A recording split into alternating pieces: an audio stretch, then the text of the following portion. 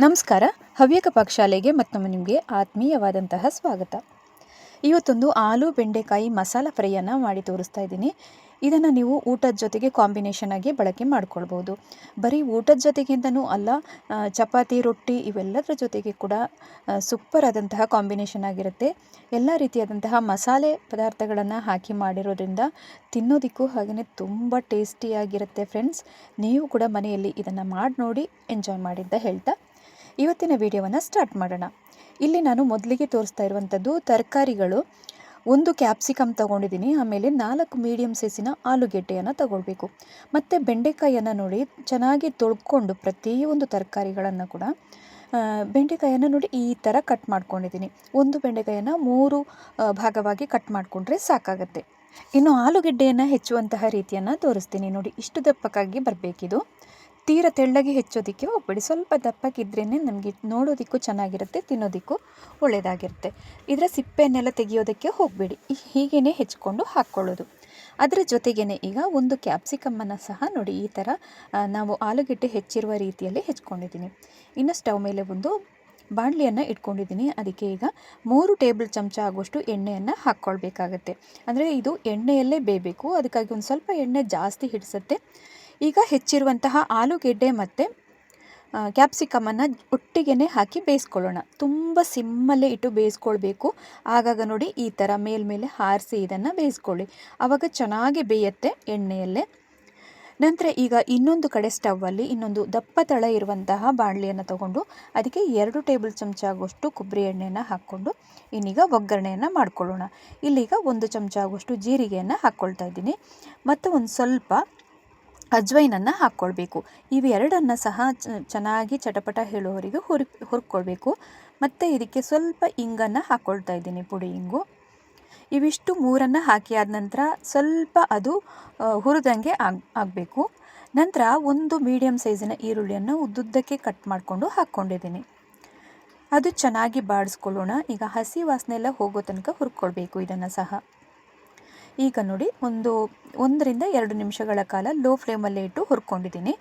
ನೆನಪಿರಲಿ, ಪ್ರತಿಯೊಂದು ನಾವೀಗ ಮಾಡಬೇಕಾದ್ರೆ ತುಂಬ ಲೋ ಫ್ಲೇಮಲ್ಲೇ ಇಟ್ಕೊಂಡು ಮಾಡ್ಕೊಳ್ಬೇಕು ಫ್ರೆಂಡ್ಸ್. ಅದೊಂದು ಗಮನದಲ್ಲಿ ಇಟ್ಕೊಳ್ಬೇಕಾಗತ್ತೆ. ನಾವೀಗ ಈರುಳ್ಳಿ ಎಲ್ಲ ಹಸಿ ವಾಸನೆ ಎಲ್ಲ ಹೋಯ್ತು ಅಂತ ಅನ್ನುವಾಗ ಕಟ್ ಮಾಡಿರುವಂತಹ ಬೆಂಡೆಕಾಯನ್ನು ಹಾಕಿ ಒಟ್ಟಿಗೆ ಇದನ್ನು ಬೇಯಿಸ್ಕೊಳ್ಬೇಕಾಗತ್ತೆ. 1 ರಿಂದ 2 ನಿಮಿಷಗಳ ಕಾಲ ಇದು ಸಣ್ಣ ಉರಿಯಲ್ಲೇ ಇಟ್ಕೊಂಡು ಇದನ್ನು ಬೇಯಿಸ್ಕೊಳ್ಳೋಣ. ಮುಚ್ಚಳವನ್ನು ಮುಚ್ಚಬೇಕಾಗತ್ತೆ.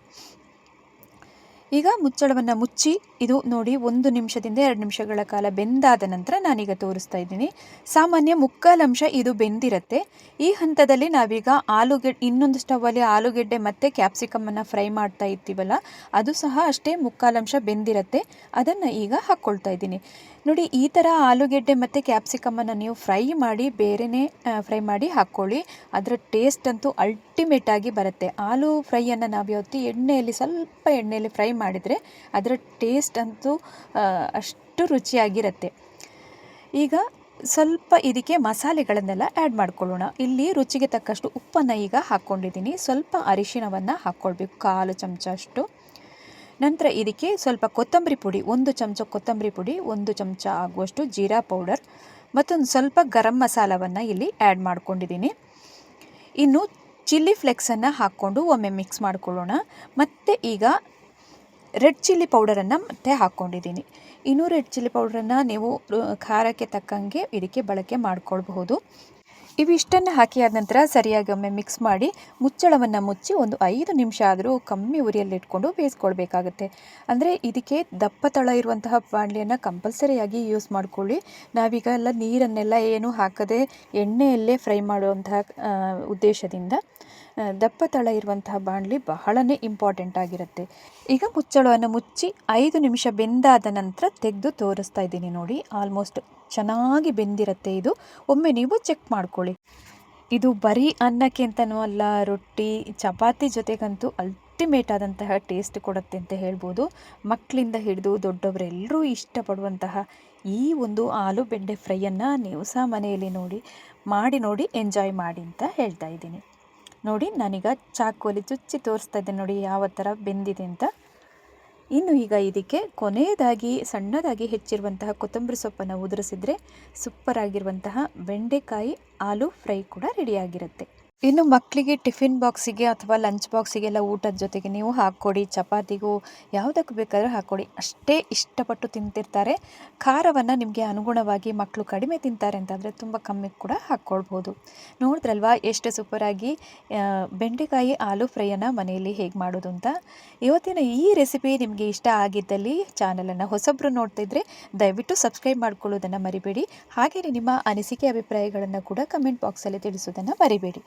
ಹವ್ಯಕ ಪಾಕಶಾಲೆಯಲ್ಲಿ ಇನ್ನೊಂದು ಹೊಸ ರುಚಿಯೊಂದಿಗೆ ಮತ್ತೊಮ್ಮೆ ನಿಮ್ಮನ್ನು ನಾನು ಭೇಟಿಯಾಗ್ತೀನಿ. ಅಲ್ಲಿ ತನಕ ನಮಸ್ಕಾರ.